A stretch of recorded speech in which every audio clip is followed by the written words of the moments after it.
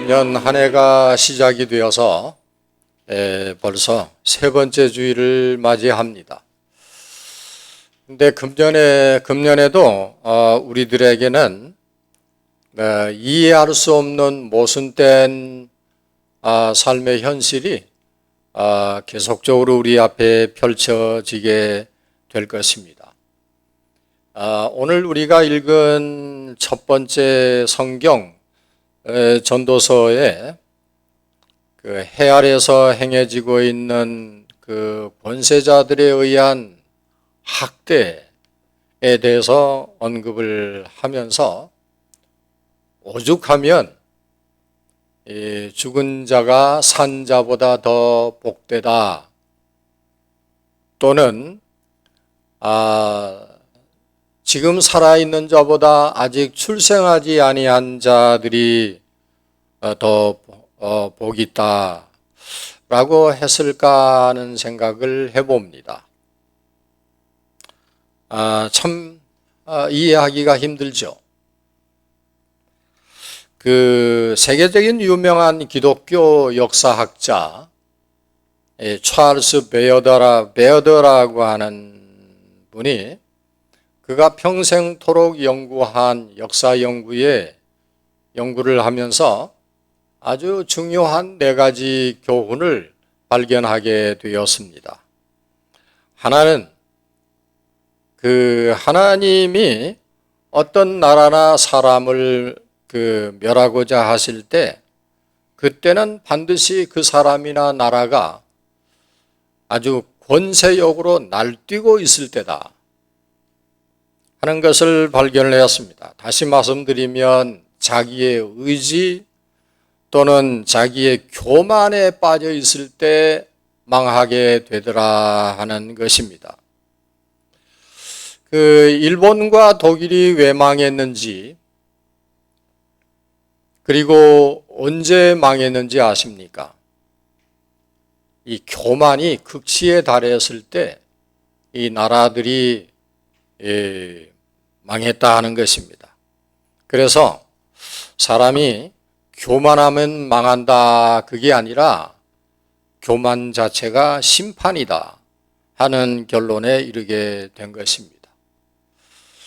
우리는 언제 교만했나?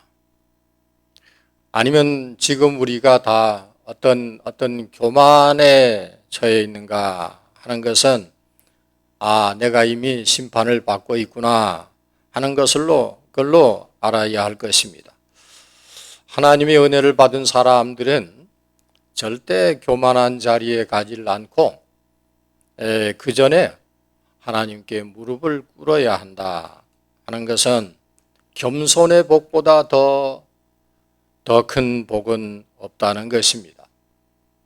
그 다음에 두 번째는 이분이 발견한 것은 하나님의 심판의 맷돌은 너무도 아주 천천히 돌아가더라 하는 것입니다. 그래서 사람들이 이 하나님의 심판을 잘 이해하지를 못하는,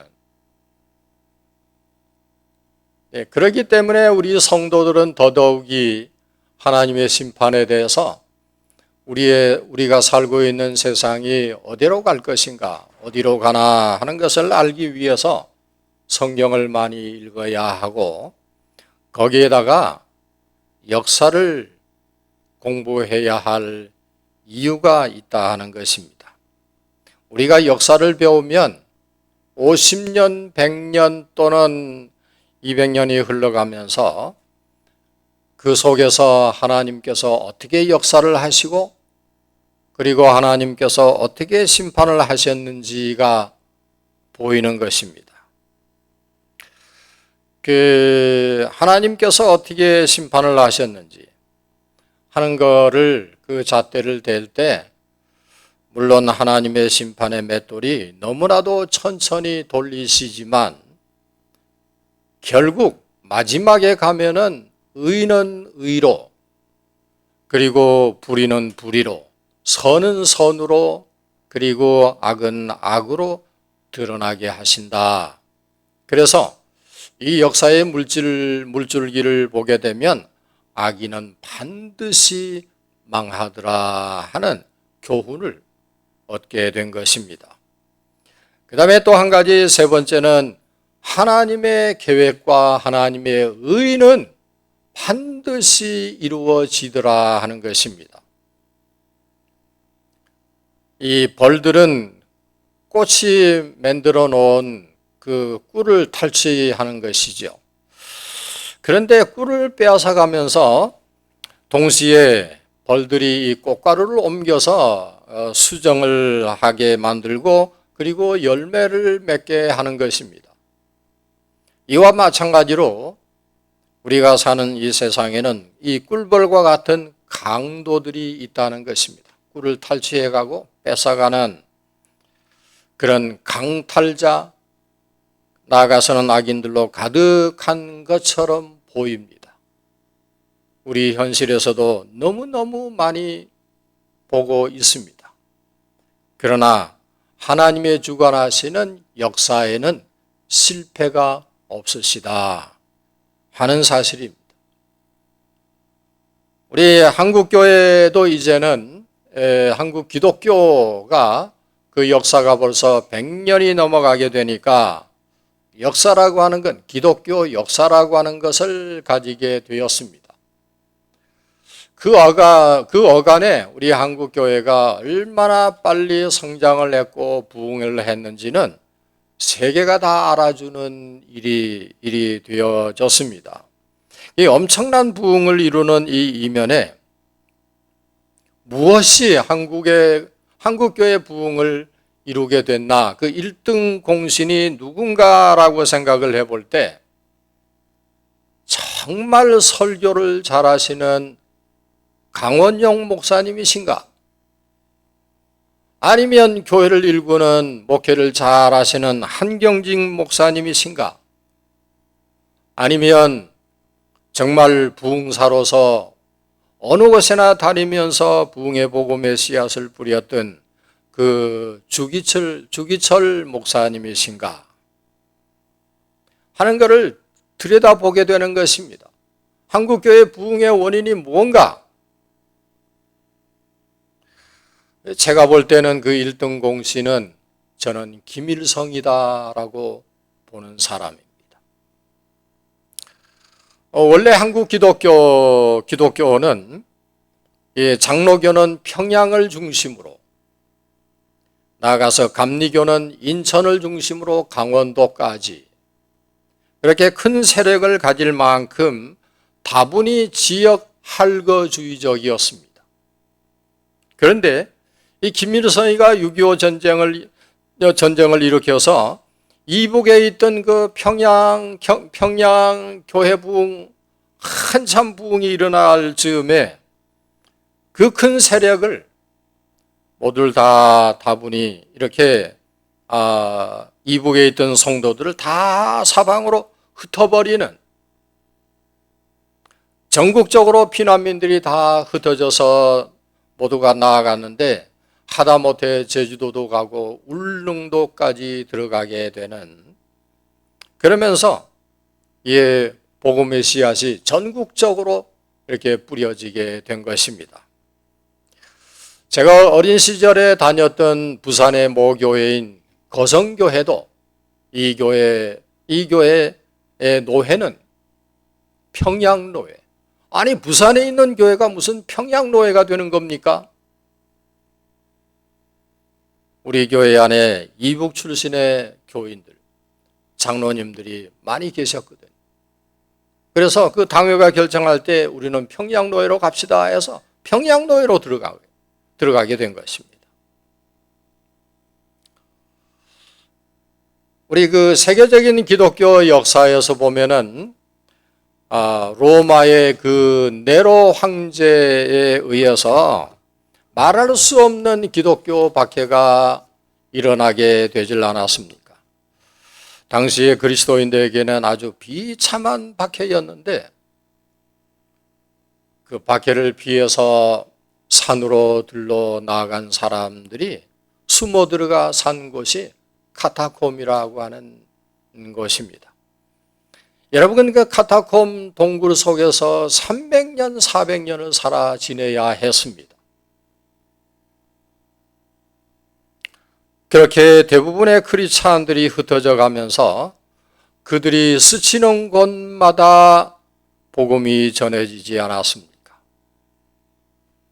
우리 한국의 기독교가 평양에 모인 이 그리스도인들을 흩으면서 전국적으로 복음을 뿌리게 된 것, 이런 일들이 얼마나 다 모순적인 일인가 하는 것을 생각을 하게 됩니다. 성경의 예를 들면 우리가 창세기를 보게 되면 요셉이 그 형제들에 의해서 애굽의 종으로 팔려가는 사건이 나오지요. 요셉을 사랑하는 아버지 야곱은 아들 잃은 일로 뼈를 깎는 그런 아픔을 겪어야 했습니다. 그런데 나중에 그 아들에 의해서 어떤 일이 벌어집니까? 애굽의 종이 되어서 팔려간 그 요셉이 애굽 나라의 총리가 됩니다. 그리고 그의 하나님께서 주신 그의 해안으로 인해서 애굽에 앞으로 7년간의 가뭄이 있을 것이다. 그래서 그걸 예견을 하고 애굽을 구해내지 않습니까? 그런데 그 주변에 있던 가나안 땅에도 가뭄이 들었습니다. 요셉의 아버지인 야곱은 이 식구들을 구하기 위해서 곡식을 구하러 아들들을 애굽에 보내게 되는 것입니다. 형들이 애굽에 와서 보니까 자기들이 판 동생 요셉이 애굽의 총리가 되어 있는 겁니다. 그때 형들을 향해서 이 요셉이 한 말이 창세기 45장 4절에 나와 있는데, 나는 당신들의 아우 요셉이다. 당신들이 애굽의 판자라. 이 얘기를 들은 형들의 간담이 아주 서늘해졌습니다. 이젠 죽었구나. 저 친구가 우리 죄를 물을 텐데 우리가 살아날 재간이 있겠느냐라고 망연자실한 상태에 있을 때, 그때 요셉이 뭐라고 얘기합니까? 당신이 나를 이곳에 팔았으므로 그걸로 인해서 걱정하지 마십시오. 근심하지 마소서. 하나님이 생명을 구하시려고 나를 당신들 앞서서 이곳에 보내셨습니다. 나를 이리로 보낸 자는 당신들이 아니라 하나님이십니다.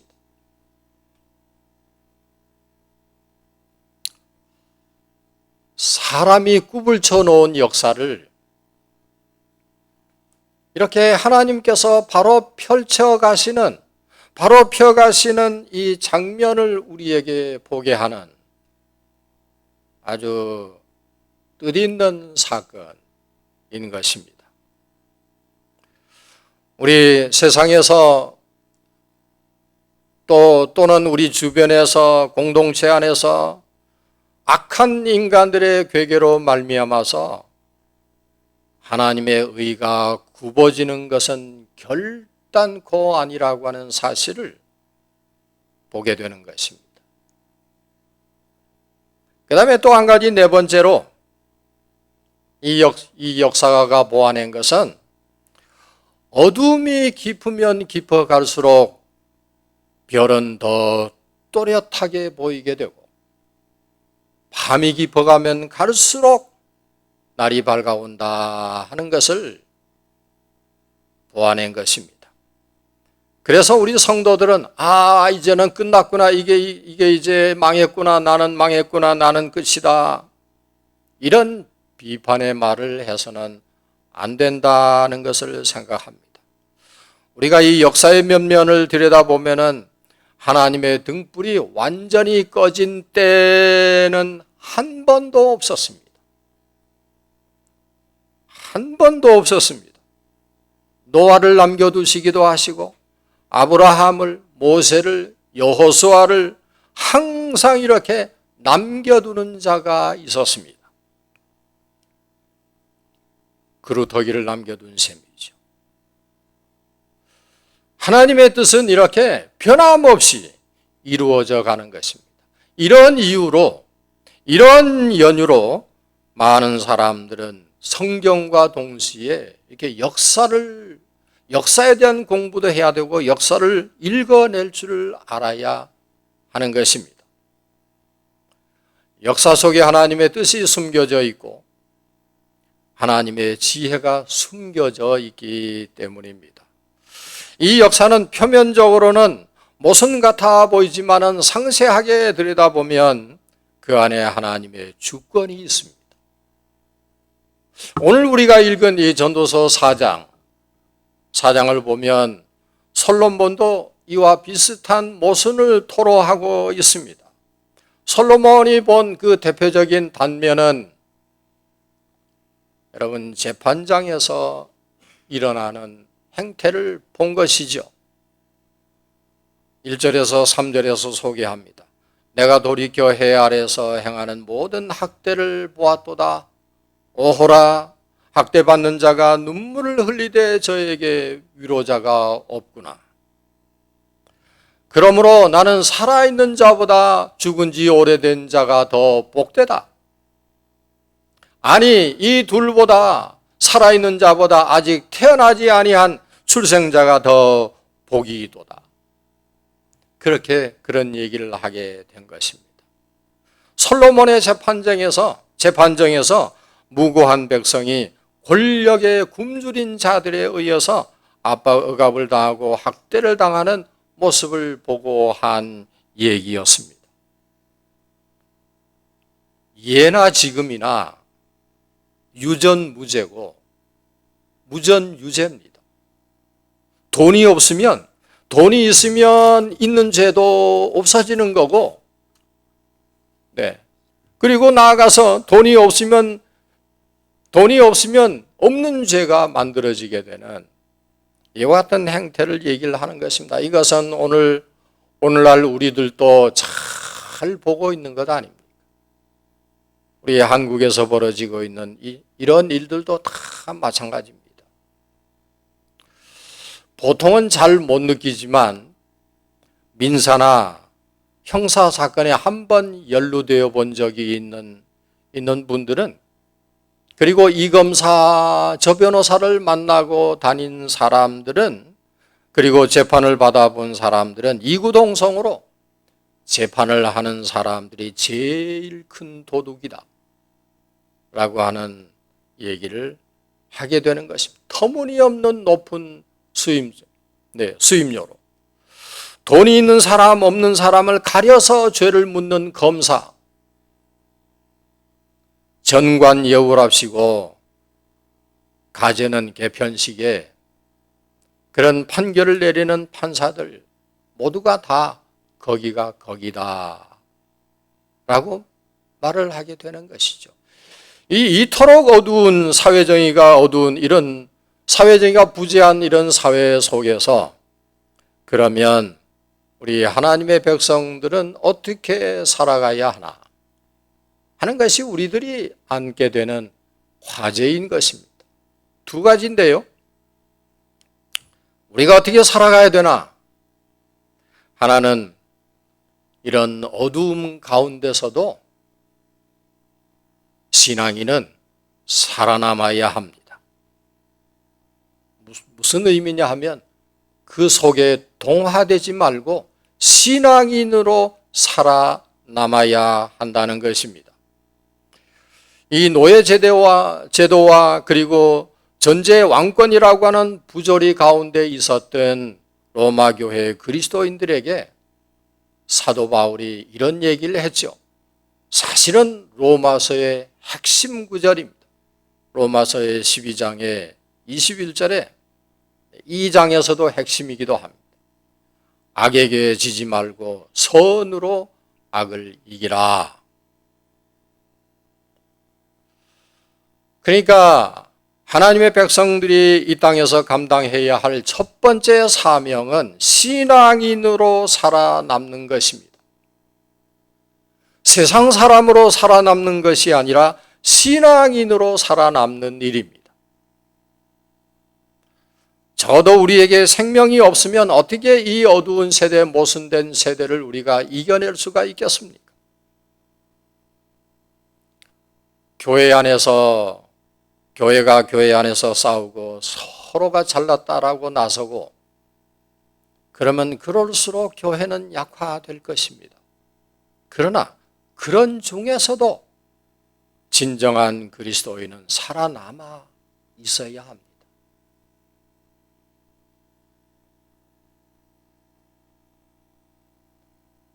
두 번째로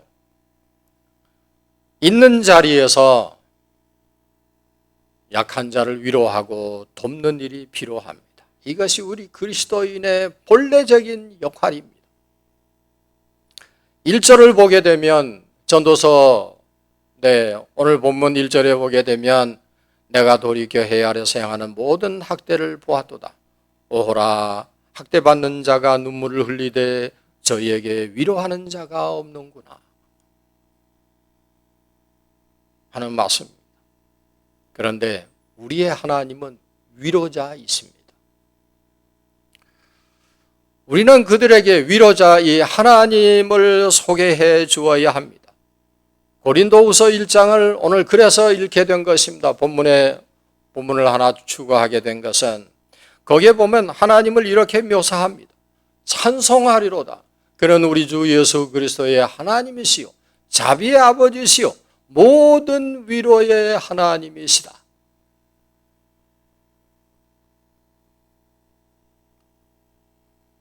제가 몇 년 전 한국 방문 때 보았던 일인데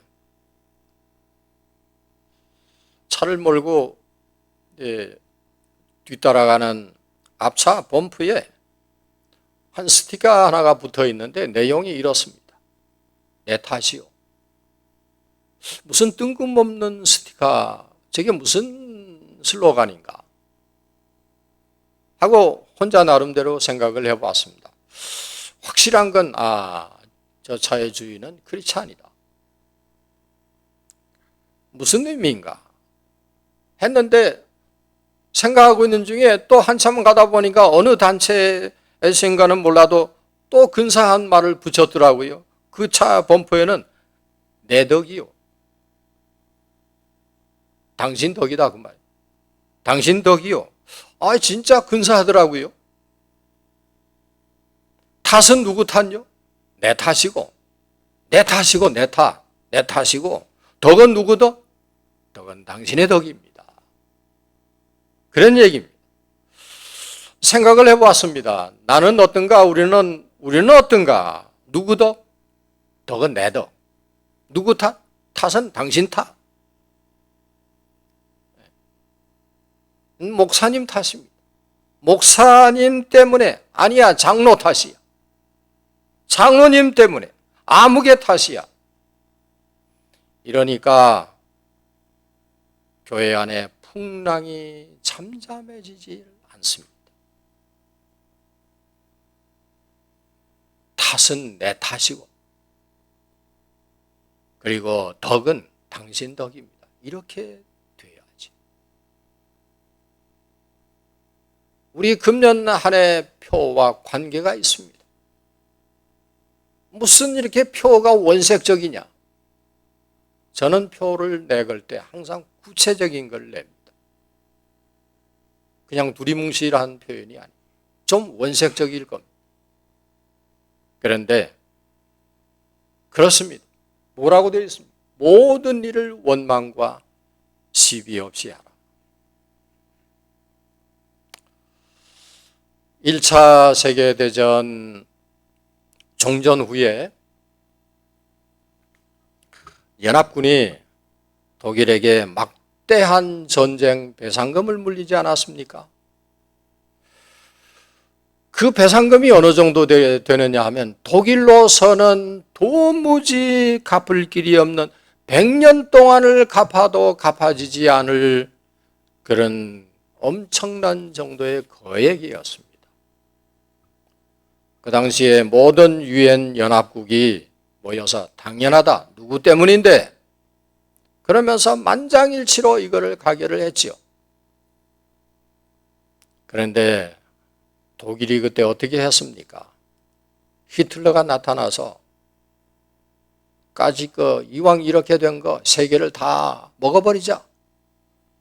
전쟁 배상금으로 내놓을 돈으로, 이 돈으로 우리가 힘을 모아서 세계를 다 먹어버리자. 그렇게 된 것 아닙니까? 결국 배상금물을 돈으로 히틀러가 2차 대전을 일으키고 말았습니다.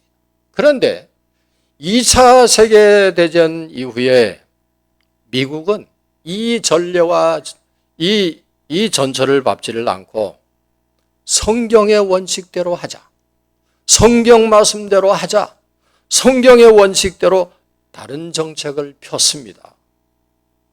그때 만들어진 것이 저 유명한 마샬 정책입니다.